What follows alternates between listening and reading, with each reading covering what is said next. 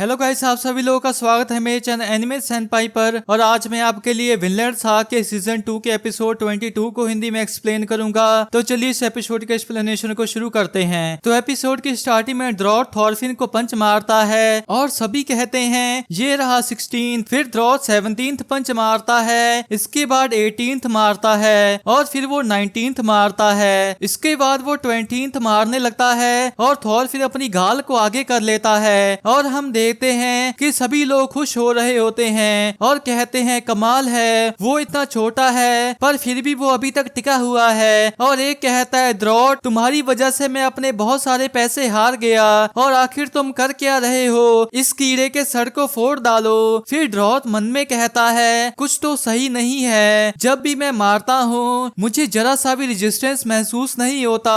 फिर वो उसके पास जाता है और उल्फ मन में कहता है तो इस मैसेंजर को पता है कि मार कैसे खाते हैं। वो ड्रॉट के उसे मारने से पहले अपनी गर्दन और कमर को मोड़ रहा है, इससे उसकी बॉडी पर पड़ने वाला इम्पैक्ट कम हो जाता है। उसकी मूवमेंट बहुत ही कॉम्प्लेक्स है, इसलिए कोई भी ये नोटिस नहीं कर पा रहा कि वो डायरेक्ट हिट्स को अवॉइड कर रहा है। पर ड्रॉट एक बहुत ही ताकतवर इंसान है, वो इस तरह से ज्यादा देर तक नहीं टिकेगा। फिर सभी कहते हैं ये रहा 23 और इनर भी शौक में खड़ा होता है और उसे थॉरफिन की उससे कही बात याद आती है जिसमें वो कहता है लेकिन वायलेंस आखिरी रास्ता होना चाहिए और मुझे उस पहले रास्ते को निकालना सीखना होगा। फिर एनर मन में कहता है तो क्या तुम इस पहले रास्ते की बात कर रहे थे, एक बार भी पलट कर वार ना करना, बस सहते रहना।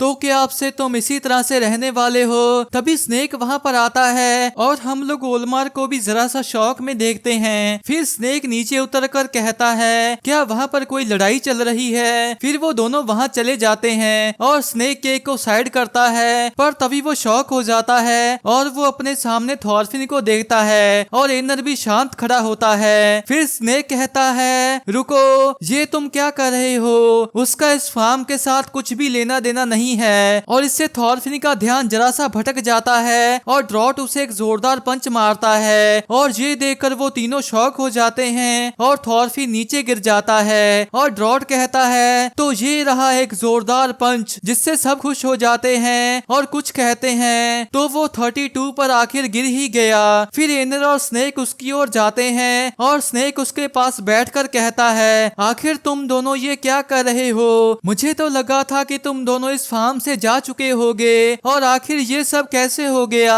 तो एनर कहता है अगर वो 100 पंचिस को झेल लेगा तो उसे राजा से डायरेक्टली बात करने की इजाजत मिल जाएगी, उन लोगों ने इसी चीज का वादा किया है। तो स्नेक शौक हुआ मन में कहता है ये तो पागलपन है, क्या वो ये सब फार्म के लिए कर रहा है। और उसे देखकर ओलमर भी पूरी तरह से शौक हो चुका होता है। फिर स्नेक कहता है अब बस बहुत हो गया, फार्म सरेंडर कर रहा है और इसका फैसला हो चुका है। और बेवकूफ, तुम बहुत ही नरम दिल हो, अगर ये सब बातों से ठीक हो सकता तो हम ये पहले ही कर लेते।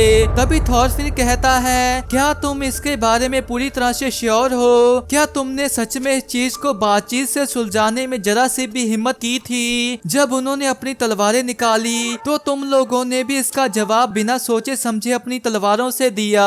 और इधर वो लोग इनाम बांट रहे होते हैं, पर तभी एक कहता है ओए वो देखो।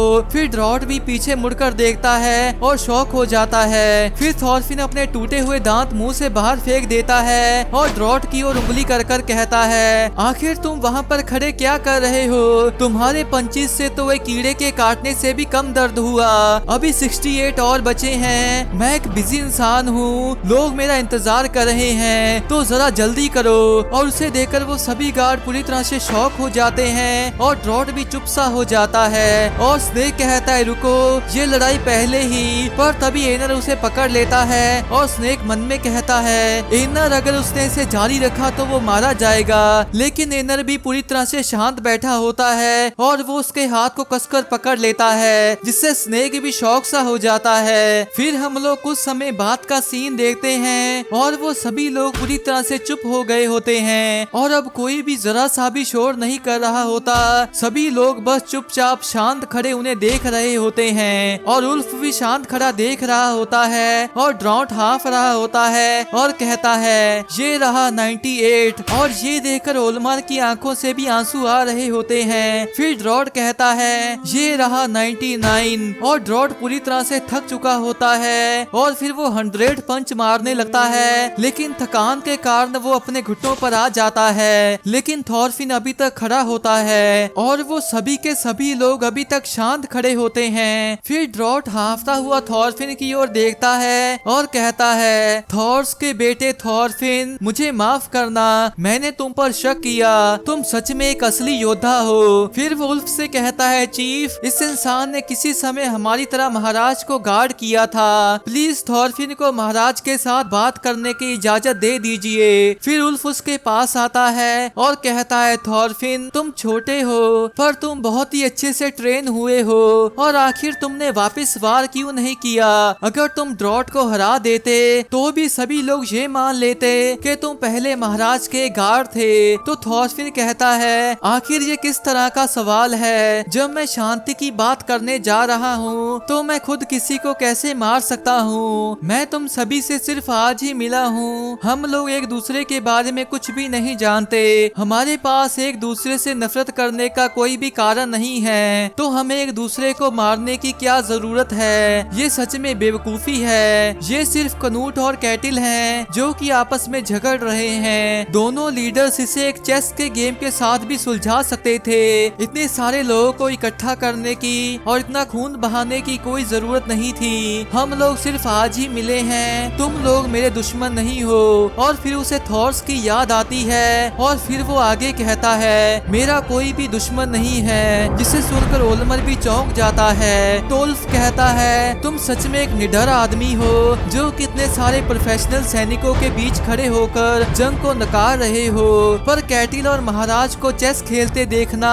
फिर वो जरा सा हंसता है और थॉरफिन पूछता है इसमें हंसने वाली कौन सी बात थी? तो वुल्फ कहता है माफ करना, पर तुम्हें इस चीज की सलाह महाराज को खुद देनी चाहिए। महाराज ने जंग इसीलिए नहीं की क्योंकि उन्हें जंग करना पसंद है। जब तुम उनसे मिलोगे और उनकी बातें सुनोगे तो तुम्हें समझ में आएगा कि उनके दिल में क्या है। फिर वुल्फ कहता है रास्ता छोड़ो, मैं थॉरफिन को महाराज से मिलने की परमिशन दे रहा हूँ। जिसके बाद सभी लोग साइड हो जाते हैं और ड्रॉट भी खड़ा उन्हें देख रहा होता है। फिर वुल्फ चल पड़ता है और थॉरफिन कहता है चलो एनर, हम लोग उस इंसान से मिलने जा रहे हैं जो कि जंगों को शुरू करता है, और क्या तुम्हें भी उससे कुछ नहीं कहना?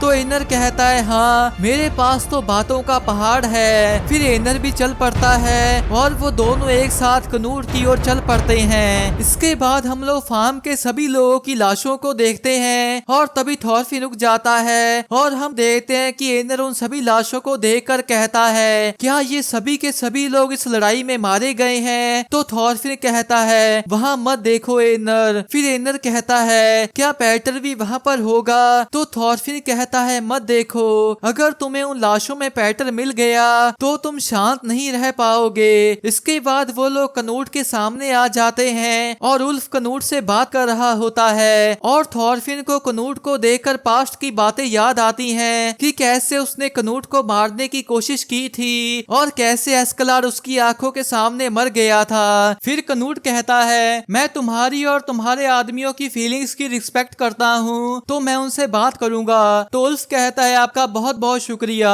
फिर वो उन दोनों से कहता है मैसेंजर्स यहाँ आओ। इसके बाद वो दोनों वहाँ पर जाने लगते हैं और वो दोनों उसके पास आकर रुक जाते हैं और थॉरफिन और कनूट दोनों एक दूसरे की आंखों में देखते हैं। फिर कनूट कहता है तो तुम अभी तक जिंदा हो और बहुत समय बाद मिले थॉरफिन, तुम जरूर मुझसे नफरत करते होगे क्योंकि मैंने तुम्हें गुलाम बना दिया था, या नहीं जो कुछ एस्कलार के साथ हुआ उसके लिए? तो थॉरफिन कहता है डेनमार्क के शाही आदमी पर तलवार उठाने के बाद भी मैं जिंदा हूँ और उस बात को लेकर मैं तुम्हारा शुक्रगुजार हूँ और तुम्हारे उस चेहरे वाले निशान के लिए भी माफ करना। ये सुनकर वुल्फ चौंक कर मन में कहता है तो क्या इस आदमी ने महाराज के चेहरे पर वो निशान दिया था? थॉरफिन कार्ल सेफनी, वो इंसान जिसे कहा जाता है कि वो थॉरकिल के साथ कॉम्बैक्ट में बराबरी से लड़ सकता है। मैंने कभी नहीं सोचा था कि वो इतना छोटा और जवान होगा।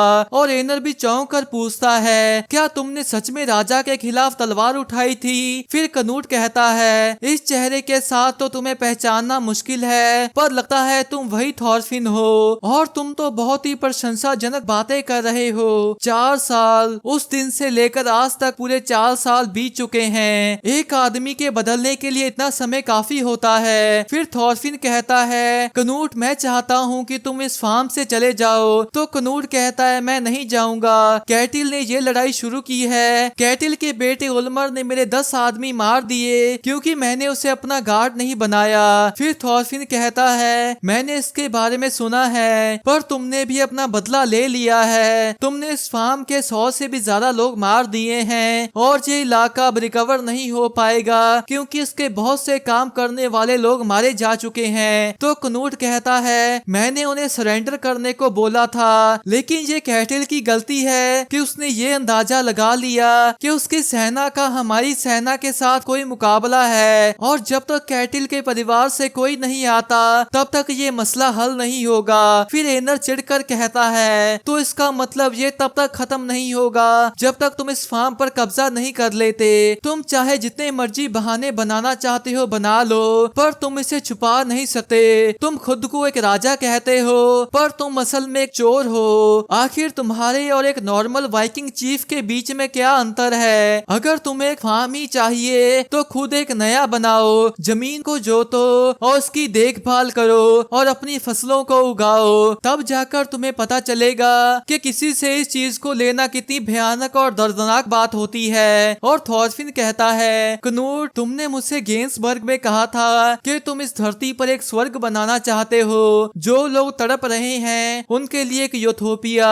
और क्या तुम्हें अभी भी उस बात पर यकीन है? तो कनूट मुस्कुराकर कहता है, हाँ, मैं सभी वाइकिंग चीफ्स का चीफ हूँ, एक सबसे बड़ा राजा, उत्तर के समुद्र का सबसे ताकतवर वाइकिंग और उत्तरी यूरोप के सबसे बड़े इलाके पर राज करने वाला एक कमांडर जो कि हजारों शिप्स और हजारों सैनिकों को लीड करता है। मेरी ताकत एक आम इंसान की सोच से भी परे है। मैं नामुमकिन को भी मुमकिन कर सकता हूँ। अब देखो, मैं अपनी ताकत से इन लहरों को रोकूंगा। जिसके बाद सभी लोग उसकी ओर देखने लग जाते हैं और कनूट जोर से कहता है, लहरों, राजा कनूट के नाम पर मैं तुम्हें रुकने का हुक्म देता हूँ। पर हम देखते हैं कि लहरें फिर भी वैसे ही चल रही होती हैं। फिर कनूट कहता है, क्या तुमने मेरी ताकत देख ली? मैं इतना ज्यादा पावरलेस हूँ कि मैं अपनी ओर आती हुई लहरों तक को भी नहीं रोक सकता।